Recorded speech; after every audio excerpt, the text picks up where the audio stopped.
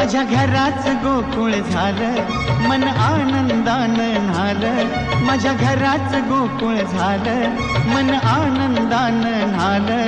जशी अमृताची धारण माझा सोन्याचा संसार, राजा राणीचा दरबार माझा सोन्याचा संसार.